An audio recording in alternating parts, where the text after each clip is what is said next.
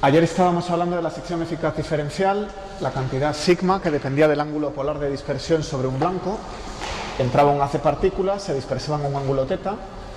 La sección eficaz por unidad de ángulo sólido la habíamos definido como el número de partículas dispersadas a ese ángulo sólido por unidad de tiempo entre la intensidad incidente y la intensidad del número de partículas en el haz por unidad de área de tiempo, unidad de área perpendicular al haz. ¿Vale? Lo último que había explicado es que cuando aumenta el parámetro de impacto, generalmente disminuye el ángulo de dispersión. Y eso explicaba este signo. Entonces teníamos que la sección eficaz a un ángulo θ era menos el parámetro de impacto entre el seno de θ por la derivada de b respecto de θ, que claro, es el inverso de la derivada de θ respecto de b. Esta función quizás es un poco más fácil de entender. El parámetro de impacto es la causa y el ángulo de dispersión es el efecto. O sea que a mí me gusta más pensar en términos de θ' de b, como depende el ángulo de salida de la distancia al eje a la entrada, ¿vale? Pero lo que aparece en la fórmula es la inversa. ¿De acuerdo? Bueno, pues esto lo voy a dejar momentáneamente y seguiré con ello en la segunda parte de la clase.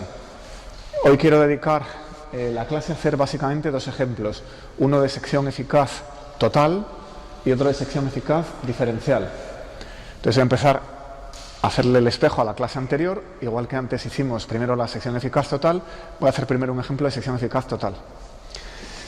Y se trata de la sección eficaz para que la Tierra capture un asteroide. Esta es una sección eficaz total, ¿de acuerdo?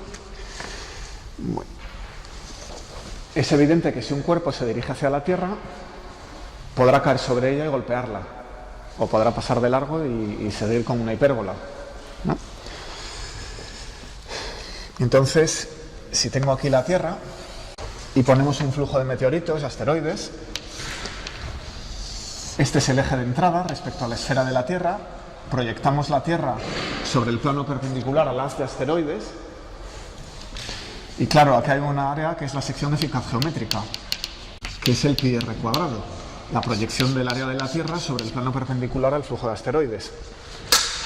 Es evidente que un asteroide que pase con parámetro de impacto menor será capturado. Si pasa más cerca del centro de la Tierra que un radio, se tiene que golpear con ella. Bueno, la pregunta es si la sección eficaz puede ser mayor que la sección eficaz geométrica. Eso es la sección eficaz geométrica de la Tierra, ¿no? Puede ser mayor. Tenemos la Tierra, ahora nuestra proyección, pensemos que es la esfera, y a distancia mayor que el radio se acerca un asteroide. Puede ser capturado. El asteroide entra por esta línea, viene de una hipérbola, la trayectoria es hiperbólica, viene casi de infinito, se acerca por aquí. ¿Qué hace el asteroide? Se curva. Y entonces le puede dar a la Tierra por detrás, ¿no? ¿Cómo decido si le pega o no? ¿Cómo pongo una condición matemática para decidir si ha golpeado a la Tierra o no? La órbita es una hipérbola, eso lo sabemos porque viene prácticamente de infinito, tiene energía positiva. Entonces, ¿qué me describe que pueda golpear a la Tierra?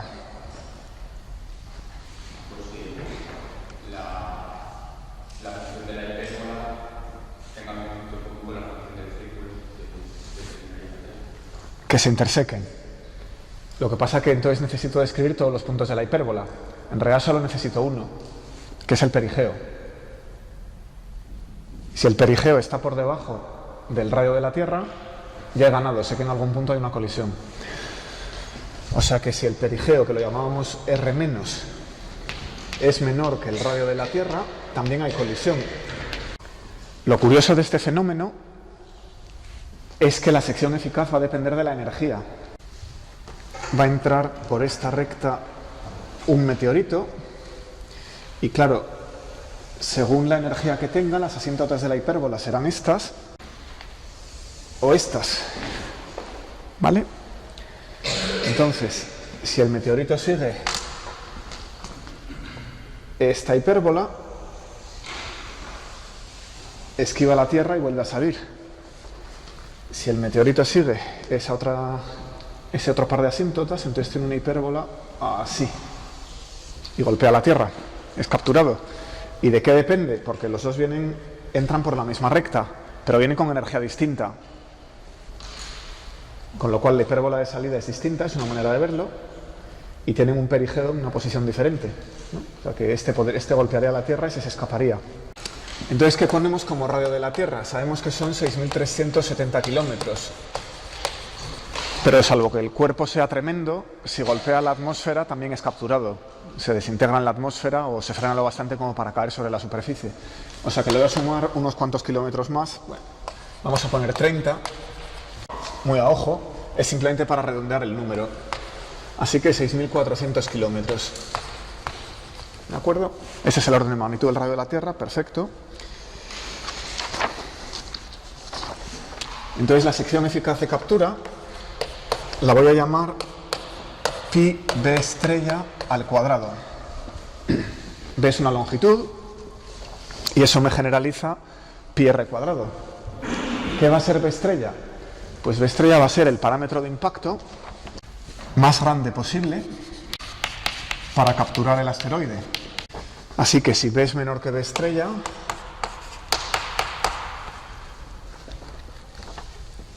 el asteroide para esa energía viene lo suficientemente cerca como para ser capturado. Si b es mayor que b estrella, el asteroide viene tan lejos que pasa de largo, no es capturado. Se escapa a infinito otra vez. Bueno. Pongamos las leyes de conservación. Lo que voy a hacer es intentar sacar la dependencia en la energía de ese parámetro de impacto y por tanto de la sección eficaz, para ver que en efecto depende de la energía. Tengo la conservación de la energía. ¿Qué estoy viendo aquí en esta fórmula? Estamos viendo la energía cinética y la potencial en infinito. La energía cinética y la potencial en el perigeo. En el perigeo es m medios de la velocidad en el perigeo al cuadrado, le he puesto un menos, y ahora el potencial es negativo, g por la masa de la Tierra por la masa del asteroide entre la posición del perigeo, la distancia del perigeo al centro de la Tierra. Y en infinito es el potencial en infinito, que claro, lo tomamos como cero como referencia, en el caso del potencial newtoniano, más la energía cinética en infinito, que es un medio de m por la velocidad en infinito al cuadrado. Bueno, puedo despejar la velocidad en infinito al cuadrado. Y queda v menos al cuadrado menos 2g por la masa de la Tierra dividido por r menos.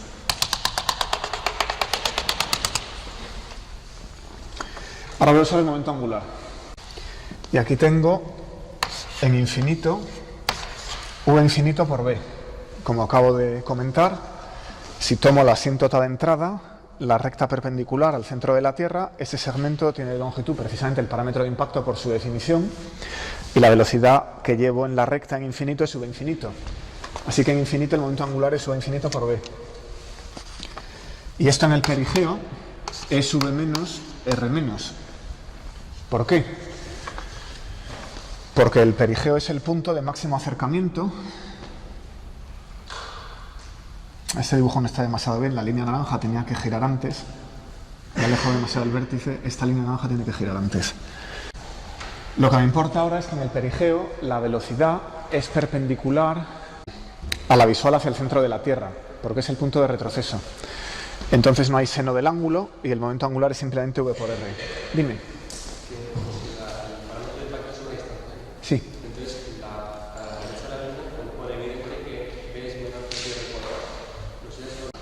Ay, perdóname. ¿Qué cosas llegan a escribir uno? Gracias. Nada como la distancia. B menor que R, sí. Pues no puedo comparar una longitud con un área. Eso no tiene sentido. Solo se pueden comparar o igualar magnitudes con igual dimensión. Menos mal que te veo despierto. Bien.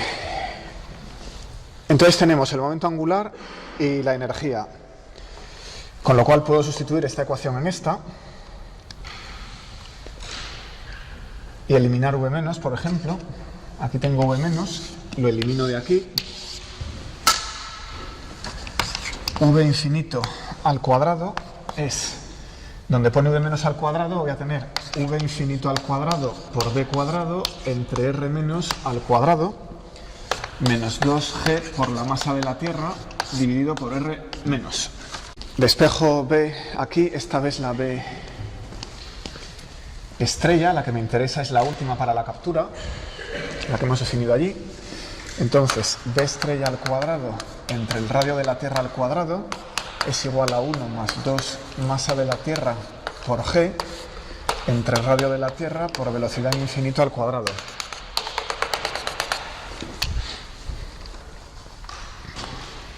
Bueno, eso es una manera de darlo. No es la más bonita. Lo que estoy dando aquí es el último parámetro de impacto en el que captura un asteroide en función del radio de la Tierra. Si tuviéramos solamente la sección eficaz geométrica, esto sería 1. La Tierra captura lo que le pega de frente. Pero con ese fenómeno de que curva la trayectoria y le pegue de lado, le pegue por detrás, es 1 más algo. Es positivo, o sea que la sección eficaz de captura de un asteroide es mayor que el radio de la Tierra. ¿Cuánto mayor? Esta cantidad, que os la voy a reescribir de una manera un poco más elegante. Vamos a recordar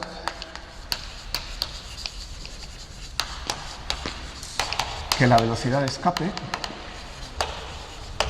desde la superficie de la Tierra era la raíz de 2 veces la masa de la Tierra por g entre el radio de la Tierra. Bueno, este radio sí que son los 6.370 kilómetros en lugar de 4.000. Y esto es un radio de la Tierra que estoy usando la mayúscula. O sea que no estoy siendo extremadamente preciso, porque para la captura juega la atmósfera y aquí el radio de la Tierra. Bueno. Entonces, esta velocidad de escape es 11,2 kilómetros por segundo. Creo que con esa precisión no hay problema. Si no doy más decimales no hay problema.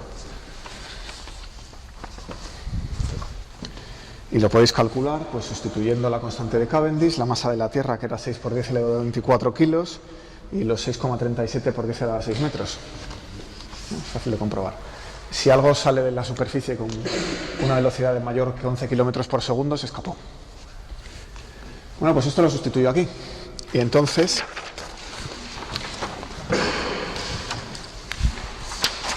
queda una fórmula B estrella al cuadrado entre el radio de la Tierra al cuadrado igual a 1 más la energía cinética necesaria para escapar entre la energía cinética en infinito. Lo que hay que hacer para que salga esto es muy sencillo. Hay que multiplicar por la masa del asteroide y dividir por la masa del asteroide. Y entonces transformo las velocidades al cuadrado en energías cinéticas y sale aquello. ¿Qué pinta tiene esto? ¿Qué comportamiento tiene? También podéis multiplicar por 4pi y decir que esto es la sección eficaz de captura. Basta con multiplicar por pi. Multiplico por pi, digo que es la sección eficaz de captura entre la sección eficaz geométrica, porque es el cuadrado del...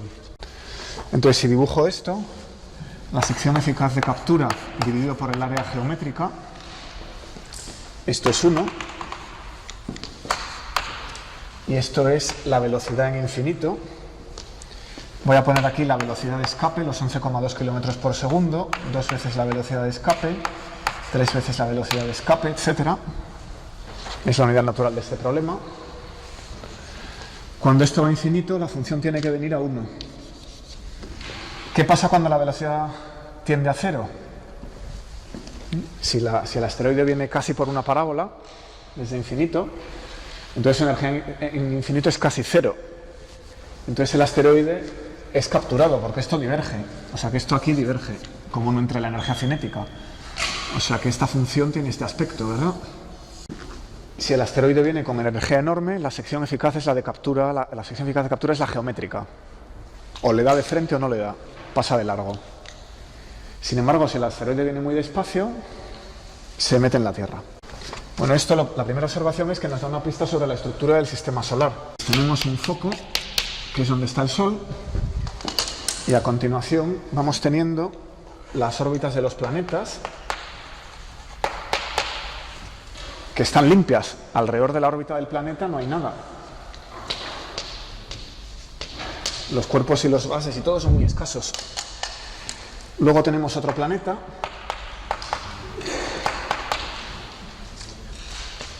Y nada.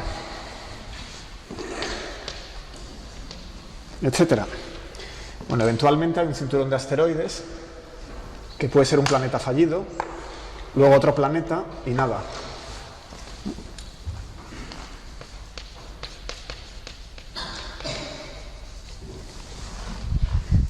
¿A qué se debe esto, a grosso modo?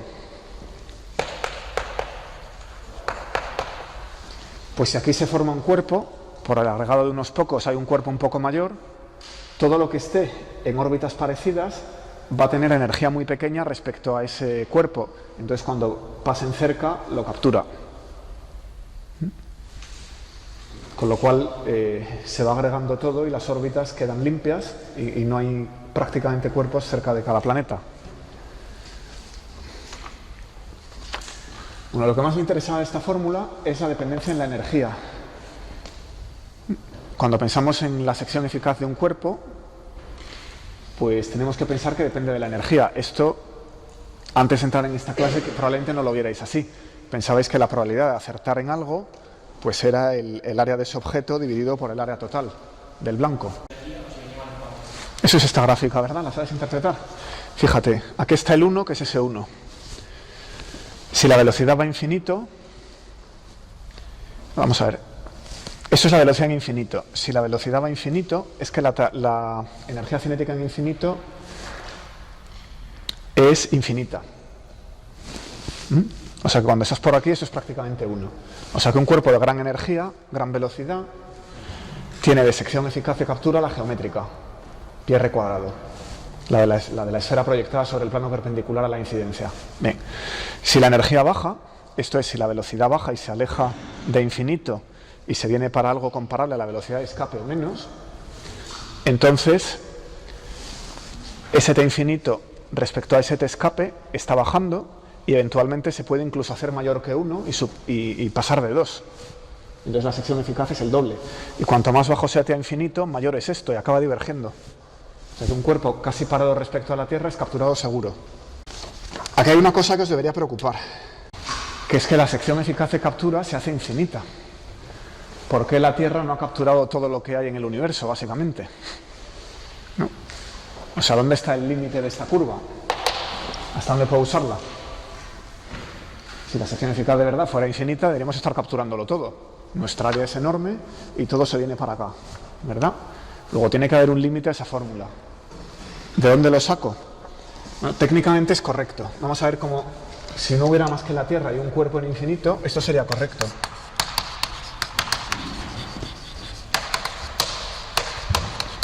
Es muy fácil de entender.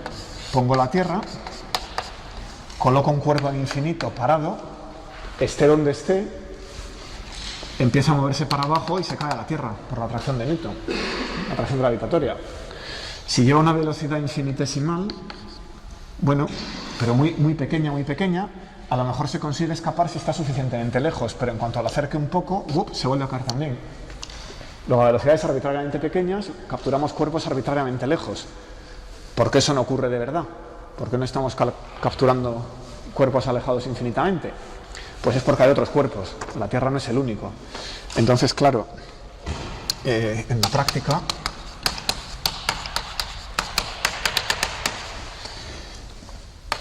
si la atracción gravitatoria del Sol, de Júpiter, etcétera, es mayor que la de la Tierra, el asteroide en cuestión no será capturado por la Tierra, será más influenciado por el movimiento de otros astros. A ese concepto se le llama cut-off en inglés. Corte. El límite de validez de la fórmula.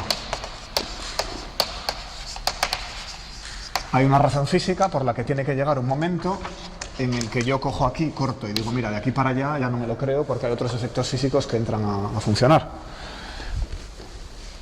Bueno, vamos a intentar estimar dónde está eso. Vamos a hacer una estimación, de hecho, equivocada.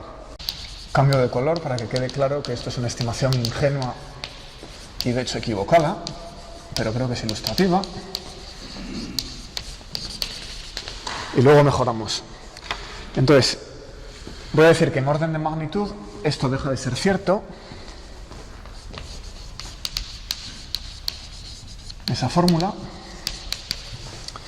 cuando vamos a poner el Sol es el astro más importante a nuestro alrededor, así que vamos a decir que la energía potencial debida al Sol sea parecida a la energía potencial debida a la Tierra.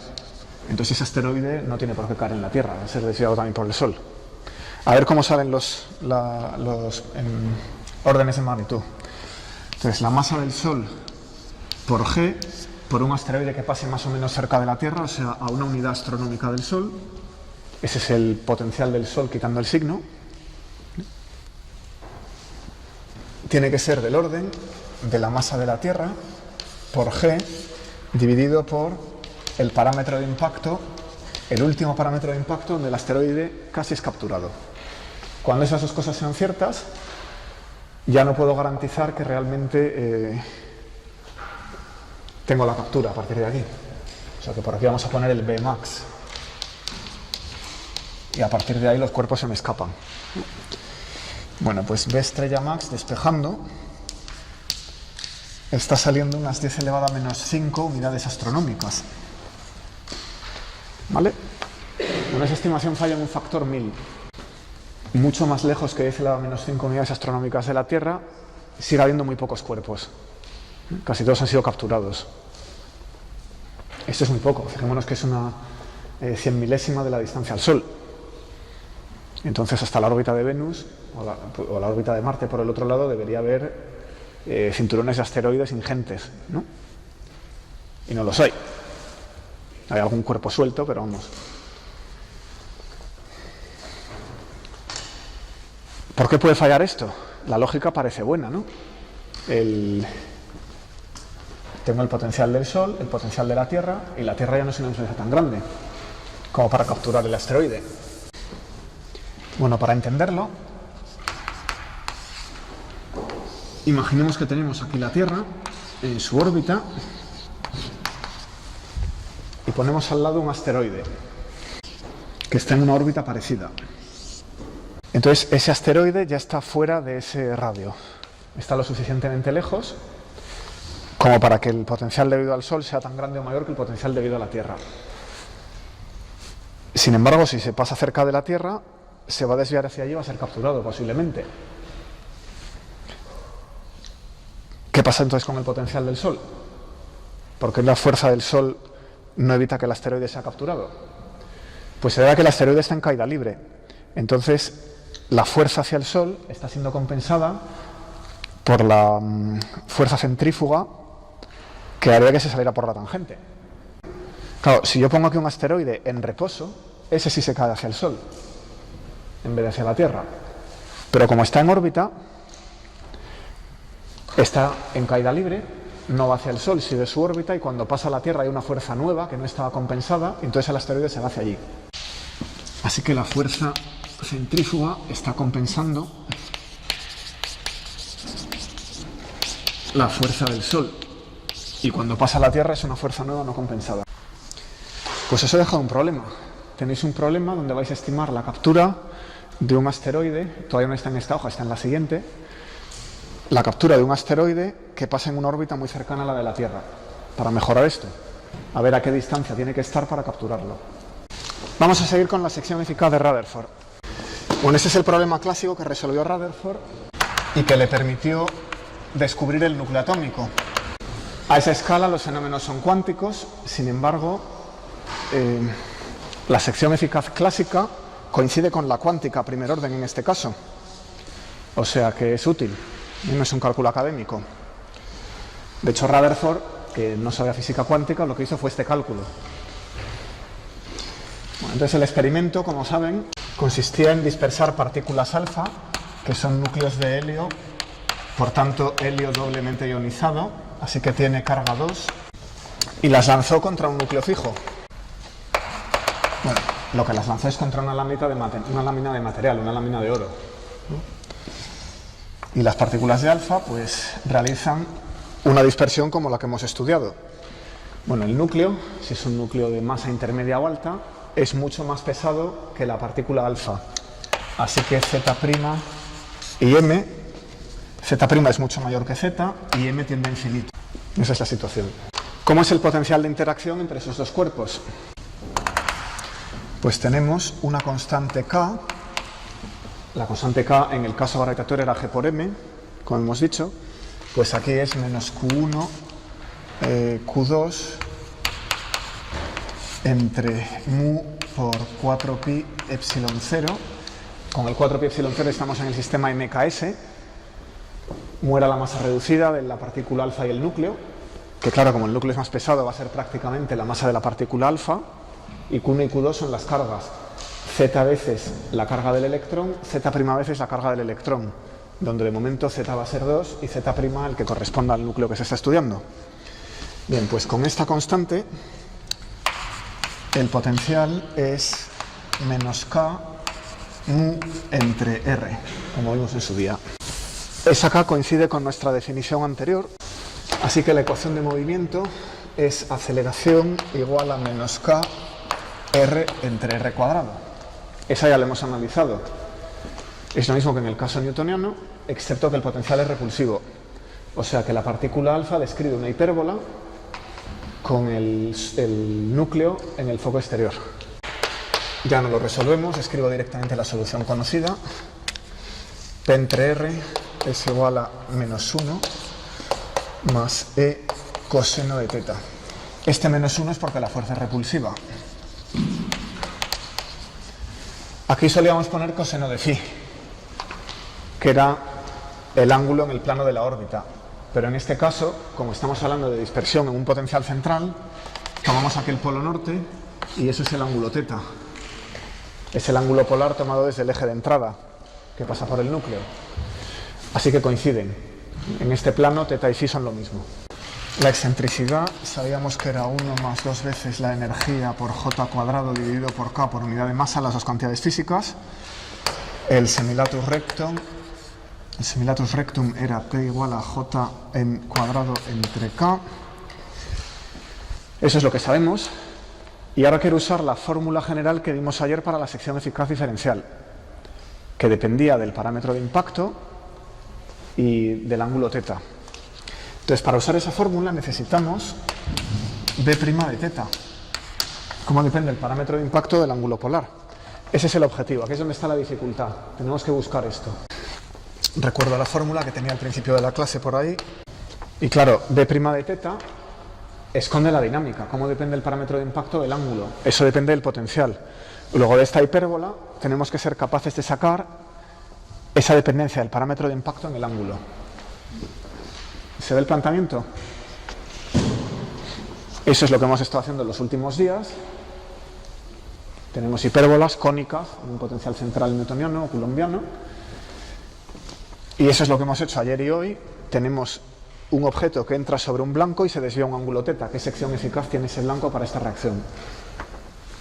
Y hay que unir las dos cosas. La unión es calcular esto, a partir de la hipérbola. Bueno. Entonces, ya habíamos visto el ángulo entre las asíntotas de la hipérbola. Eso es de lo que estamos hablando. Aquí la asíntota es el eje de las x, aquí la asíntota es un eje que forma un ángulo teta con el eje de las x. Eso es el ángulo que gira una asíntota respecto a la otra, esa teta. Entonces, ¿de dónde lo puedo sacar? Bueno, esa teta es la general, es la phi, es la posición en cualquier punto de la órbita. Esta teta, concretamente, es la teta solamente en la asíntota de salida. O sea que esta teta es ese ángulo en infinito. ¿Vale? Y habíamos visto que era pi menos 2 veces el arco coseno de 1 entre la excentricidad. Si echáis para atrás lo tenéis, cuando r tiende a infinito. ¿Vale? Entonces, si las partículas alfa tienen velocidad v0 y parámetro de impacto b, puedo dibujar esto. La partícula alfa se acerca al núcleo de oro a distancia perpendicular al eje de las x, al eje paralelo al momento b, eso era el parámetro de impacto, y con momento mv. ¿Vale? Entonces puedo calcular el momento angular. L era el módulo de r por p, o r por mv, y aquí es la masa, y como b es perpendicular a v, el seno es 1, y puedo escribir simplemente m por b por v, y como lo quiero por unidad de masa, porque lo que entra por aquí es la j por unidad de masa, esa j caligráfica es simplemente p por v. Bueno, y la energía por unidad de masa, esto sería un medio de mv cuadrado, v lo he llamado v0. La energía por unidad de masa es un medio de mv cuadrado entre m, así que es un medio de v0 cuadrado.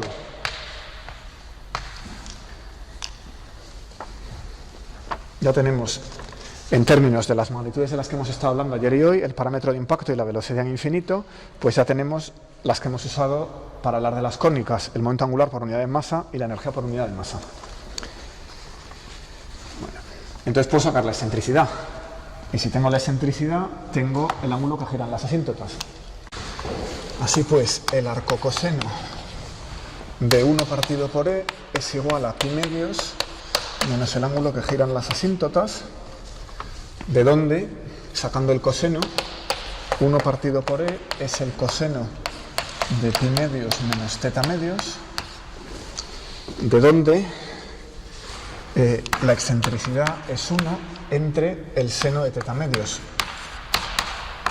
usando las relaciones trigonométricas para el ángulo complementario, efectivamente.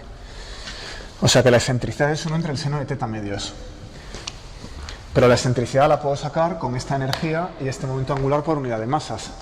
Tenemos que esto es igual a la raíz de 1 más 2e por j cuadrado entre k,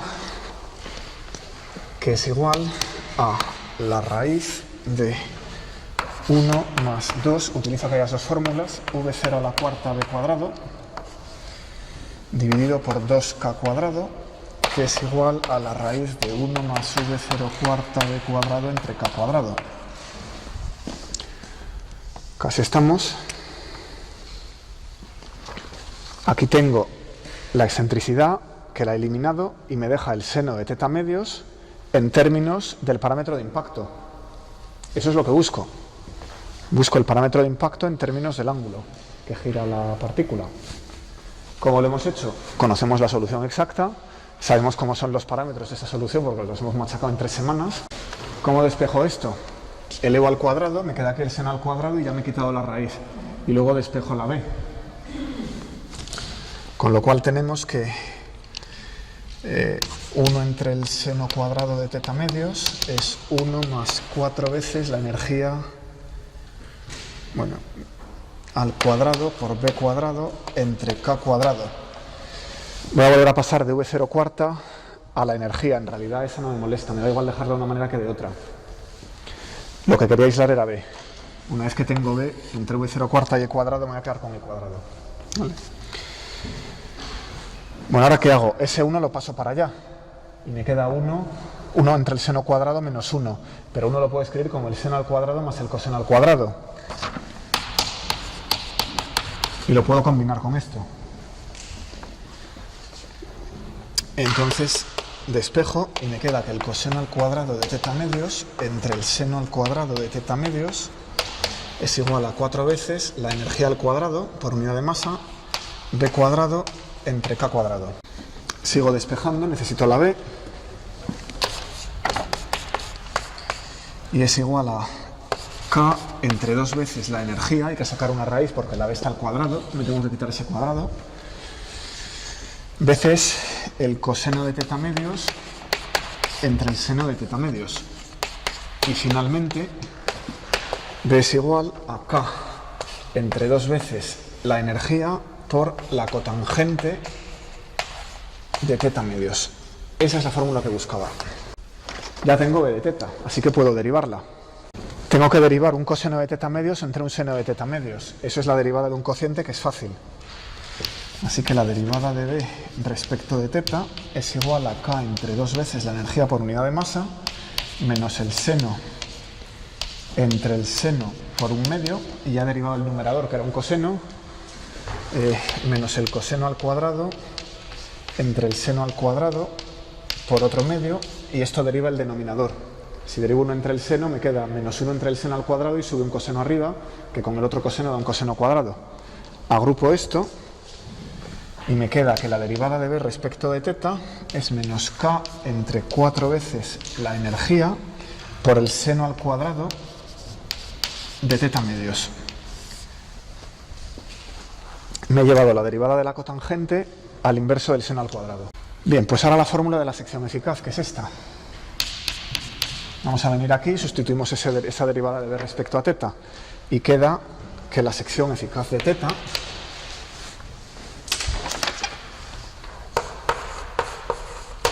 es igual. Entonces aquí veo un 1 entre seno al cuadrado de teta medios, pero aquí tengo un seno de teta. Entonces lo que voy a hacer para mejorar esto, pues va a quedar en términos de dos ángulos distintos, el ángulo y la mitad del ángulo. Entonces lo que voy a hacer es usar aquí trigonometría, es decir, el seno de teta, uso la fórmula del ángulo doble, es 2 veces el seno por el coseno del ángulo que es la mitad de este. Recordemos, seno de 2 alfa es 2 seno de alfa coseno de alfa. Lo sustituyo aquí, queda 2 veces seno de teta medios coseno de teta medios. Entonces esto es K cuadrado entre 16 veces la energía al cuadrado por 1 entre el seno a la cuarta de teta medios. ¿Se ve? Lo que hemos hecho ha sido convertir este factor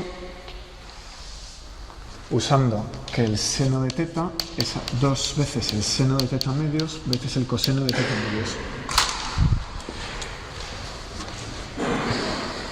La derivada la tengo aquí, que de ese seno a la cuarta me deja un seno cuadrado. La B la tengo aquí y me deja un coseno entre un seno. Ese coseno se cancela con este coseno, que viene de convertir el ángulo doble.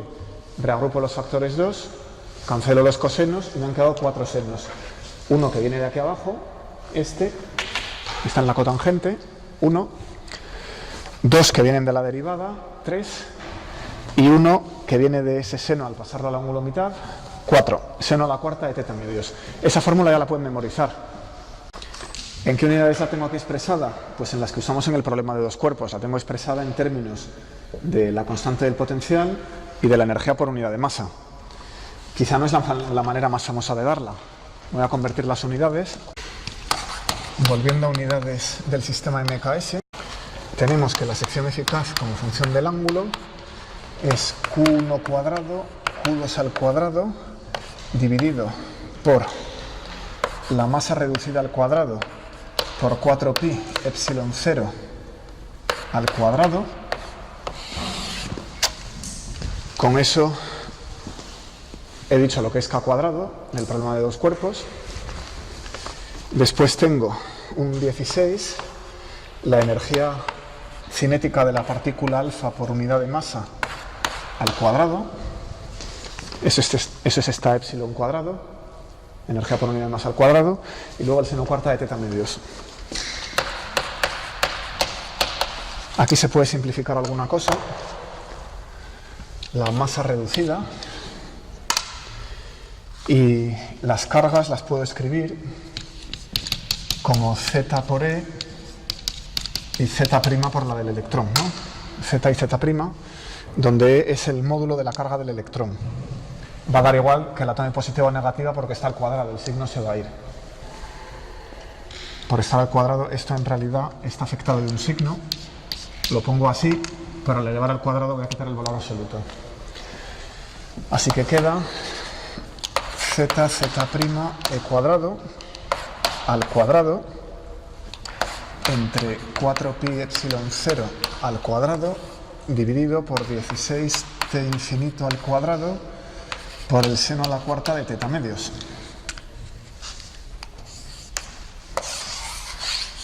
Otra forma de darla, ahora en el sistema MKS, es un poquito más larga. Los elementos principales son inverso de la energía al cuadrado, seno cuarta de teta medios. Y aquí estamos viendo las constantes de acoplo. Bueno, otra forma de darla todavía, cuando han visto un poquito de física atómica, en física general o incluso en química, igual les han introducido la constante de estructura fina. que verán con detalle en física cuántica. Pero ya que tengo la fórmula delante, voy a escribirla en una forma más conocida en términos de esta constante. Esta constante es alfa, que es e cuadrado entre 4pi epsilon 0 por h barra c. ¿La conocen? ¿No les suena? Hubieran debido verla a estas alturas ya. Pues bueno, se la presento. Esta constante es de física cuántica, aquí sale h barra, así que excede mi competencia, pero hubieran debido verla en física general y en química, ¿eh? Bueno, el año que viene averiguarán por qué. Es importante el alfa, entonces, controla los desdoblamientos de niveles en los átomos. Bueno, pues en términos de esa constante, puedo escribir la fórmula de Rutherford de la siguiente manera. 1 entre 16, alfa h barra c, zz' entre la energía cinética al cuadrado, por 1 entre el seno a la cuarta de teta medios. Otra forma de darla. ¿Vale? En el sistema de unidades que se llama natural, la constante h barra de Planck y la c se toman a 1, como verán el año que viene. Si quito esas dos constantes, la fórmula queda un poquito más sencilla. Pero entonces tengo la energía medida en iguales unidades que el inverso de una longitud. Quizás eso sea una manera bonita de verlo.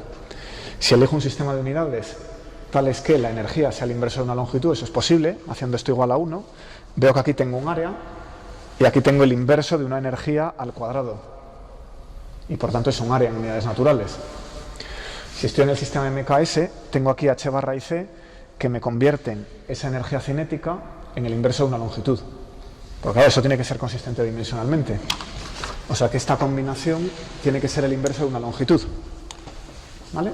Lo pueden comprobar, para que lo que salga sea un área. Bueno, pues una alternativa más en términos de lo que hemos estado viendo. Por ejemplo, la distancia al perihelio, R-. ¿Vale? Entonces, en términos de ese R-, que era igual a la constante entre 2 veces la energía, la fórmula de Rutherford queda distancia al perihelio al cuadrado entre 4 por 1 entre el seno a la cuarta de teta medios. Bueno, si estamos hablando de partículas alfa que se acercan al núcleo, deberíamos hablar de perinúcleo. Pero eso no se usa en física cuántica. O sea, esta fórmula no tiene uso fuera de esta clase. ¿Vale? Porque una vez que uno está en física cuántica ya no habla de trayectorias, habla de funciones de onda, por razones que verán, y R- no tiene sentido.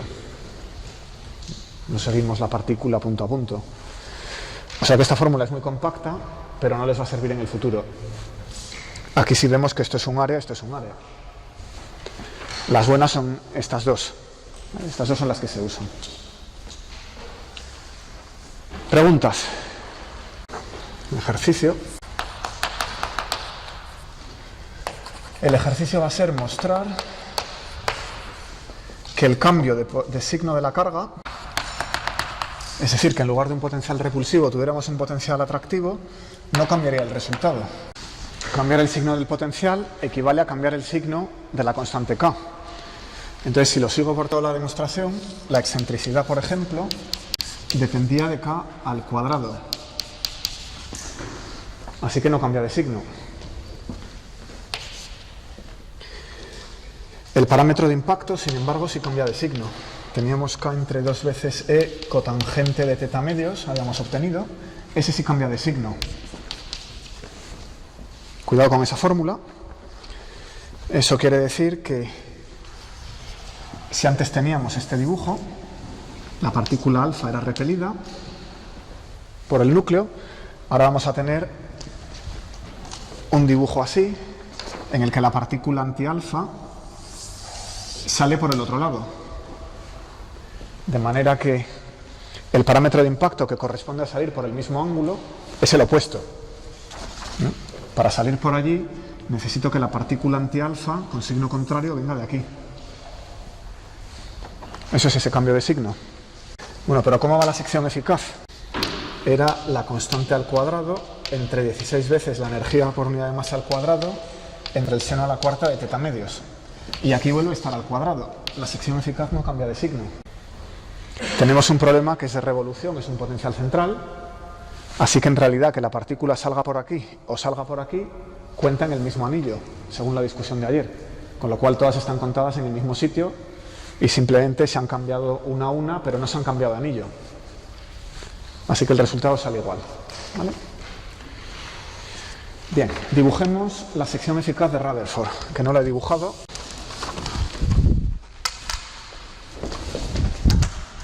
Voy a poner aquí el coseno de teta,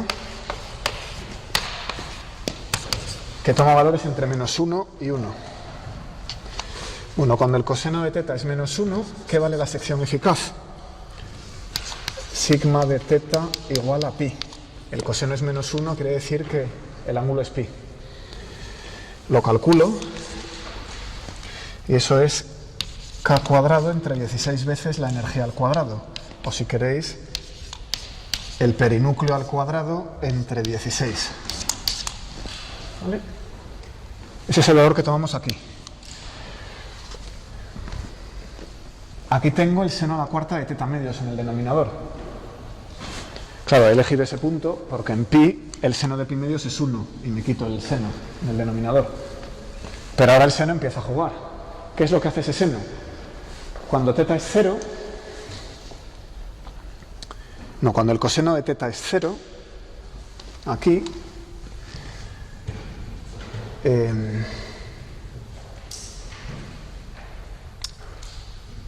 teta tiene que valer pi medios. Entonces aquí pongo pi medios entre 2 es pi cuartos. Luego el seno es un número finito y menor que 1, que hace que esto aumente.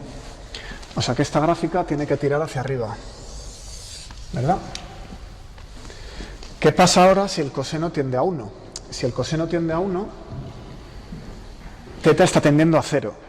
Si teta está tendiendo a 0, el seno de teta medios se está yendo también a 0, porque teta medios se va a hacer igual que teta. Así que el seno va a 0 y 1 entre 0 a la cuarta se va a infinito. Así que esta función tiene que tener una divergencia muy potente. Fijaos que va como el seno a la cuarta por allí. Así que según nos acercamos a 1, esa función diverge.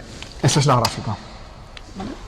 Y claro, conviene observar que este factor, 1 entre el seno a la cuarta de teta medios, es 1 entre 1 menos el coseno de teta partido por 2 al cuadrado, usando alguna fórmula del ángulo doble. Ahí se ve muy claro que si el coseno tiende a 1, esto diverge cuadráticamente con el coseno. ¿Vale? Bueno, esto nos causa un pequeño problema. Hemos estado hablando de la sección eficaz diferencial total, de la sección eficaz diferencial de Rutherford. Pero si quiero obtener la sección eficaz total, tengo que integrar. Para pasar de la sigma diferencial, que es una función del ángulo teta, a la sigma total de teta, habrá que integrar. Pero ahí tengo una divergencia. Entonces eso me causa problemas a la hora de integrar. Si tomamos otro potencial que no tenga esa divergencia, lo que podríamos hacer es decir que la sección eficaz elástica, esa es la total elástica, ¿eh? Seguimos teniendo solamente dos cuerpos. No hemos partido la partícula alfa en nucleones ni nada por el estilo. Es la sección elástica total. Esta sería igual a la integral sobre todos los ángulos, sobre toda la esfera, de la diferencial sigma de teta. Y eso sería 2pi, que por supuesto es la integral de diferencial de phi, alrededor del hacia entrada, veces la integral entre 0 y pi del seno de teta, sigma de teta, diferencial de teta. O lo que es lo mismo, 2pi de la integral entre -1 y 1 diferencial de x de sigma de coseno de teta, que es la x. Bueno, pues para otros potenciales que no son el newtoniano, potenciales por ejemplo de Yukawa, que caen muy deprisa cuando r tiende a infinito, esa integral converge, existe. Y entonces podemos hablar del área eficaz total del blanco. Pero aquí nos estamos dando con una divergencia. Si intento meter esta fórmula aquí,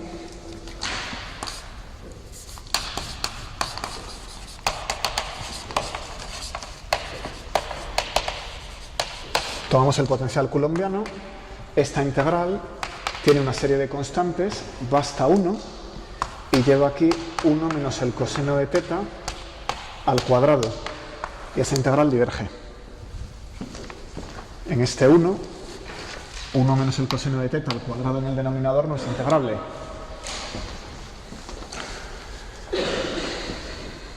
Así que para el potencial coulombiano resulta que puedo calcular cuántas partículas salen por un cierto ángulo, pero según me acerco a la dirección hacia adelante, en la que el coseno de teta es 1, la sección eficaz diverge, da infinito y no la puedo integrar. Es decir, es infinitamente probable desviar una partícula una cantidad infinitesimal. Eso es lo que queremos decir cuando decimos que el potencial newtoniano tiene alcance infinito, el potencial coulombiano. Decimos que es de alcance infinito. Y claro, refleja lo mismo que antes cuando la captura del asteroide. Si no hubiera otros cuerpos, solo tuviéramos la Tierra y un asteroide, y el asteroide estuviera parado en infinito, la Tierra lo atraparía. Es el mismo fenómeno. Un cuerpo que tiene a su alrededor un potencial coulombiano o newtoniano 1 partido por R extiende su efecto hasta infinito. En este sentido, la sección eficaz es infinita y la de captura de un asteroide a energía cero también, ¿vale? Es el mismo fenómeno. Bueno.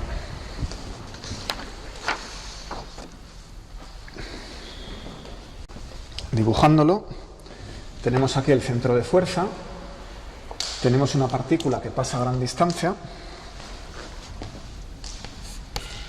y aunque pase a gran distancia, se desvía infinitesimalmente. No hay ninguna que se escape a una pequeña influencia del centro de fuerza. Eso no pasa para otros potenciales. Ejemplo, la fuerza nuclear. ¿Qué mantiene a los núcleos juntos? Sabéis que hay un montón de protones. Los protones se repelen, el núcleo debería salir disparado, estallar. Sin embargo, el núcleo es estable. ¿A qué se debe? A que hay una fuerza nuclear de corto alcance, donde de corto alcance, entre otras manifestaciones, indica que la sección eficaz es integrable. Y esa fuerza es lo que mantiene el núcleo unido. ¿Vale? Bueno, entonces en el caso del potencial newtoniano siempre hay que cortar la integral en algún sitio. ¿Dónde es adecuado cortarla? Pues eso depende de la física del problema. No se puede integrar hasta infinito.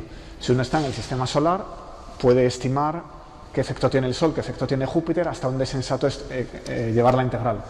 Si uno está en un problema de estructura de la materia, pues tiene que ver cuál es el corte natural de esa integral, por las razones que sean. Por ejemplo, si tenemos el núcleo y entra una partícula alfa, a lo mejor a una distancia enorme, el núcleo le seguiría dando un pequeño efecto. Pero lo que pasa es que la partícula alfa está chocando ya con los electrones de la corteza, y si me voy más lejos está chocando con otros átomos. O sea que no tiene sentido hablar de infinito cuando uno está haciendo física, ¿vale? Tiene que saber cuál es el corte adecuado de su problema. Me quedan 3 minutos para un ejemplo que me va a dar tiempo a daros la solución y lo hacéis vosotros. Lo resolvéis vosotros. Bueno, entonces quiero que calculéis la sección eficaz elástica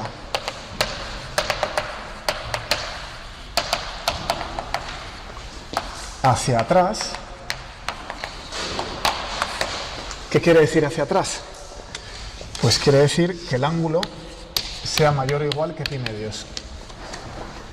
1, si el coseno es 1, es que la partícula sale hacia adelante, en la misma dirección en la que vino. Eso es el ángulo 0. Pi medios está aquí, es la dirección perpendicular. Si el ángulo pasa de pi medios, la partícula ha rebotado y se va hacia atrás. Bueno, ¿para qué proceso? Pues la dispersión de Rutherford. Si alguien ve la historia de la física como asignatura optativa, eso es lo que sorprendía a Geiger, a Marsden y a Rutherford cuando estaban haciendo estos experimentos, porque había partículas alfa que rebotaban hacia atrás, y con el modelo atómico de la época eso era imposible, tenían que pasar hacia adelante, ¿no? O sea que esta es la observación que en estructura de la materia os enseñará que hay un núcleo. Bien, no es mi materia, lo mío es calcular esto, entonces lo tenéis que plantear de esta manera. Hay que escribir esto, sigma de teta es la fórmula de Rutherford que hemos dado, Y el resultado que tenéis que sacar, ese es el ejercicio, pues es pi entre 4t cuadrado por zz' e cuadrado entre 4pi epsilon 0 al cuadrado. Sustituís que la energía sean 5,6 megaelectronvoltios en el experimento de Rutherford, esa era la energía de las partículas alfa, que venían de la desintegración del radón 222. Entonces la energía de esa desintegración la conocía, por razones que no vienen a cuento ahora, y a ver si os sale que la sección eficaz es raíz de 3 por 10 elevado a menos 16 metros al cuadrado. ¿De acuerdo? Bueno, pues la clase ya del lunes van a ser ejemplos y problemas de la hoja que tenéis. La tenéis desde la semana pasada, a por ella. Es de la primera parte del capítulo. Todo esto de las secciones eficaces va a la siguiente hoja que sale mañana probablemente. Y la semana que viene la dedico a hacer los problemas de este tema. Los podéis empezar a mirar también. Y nada, ejemplos.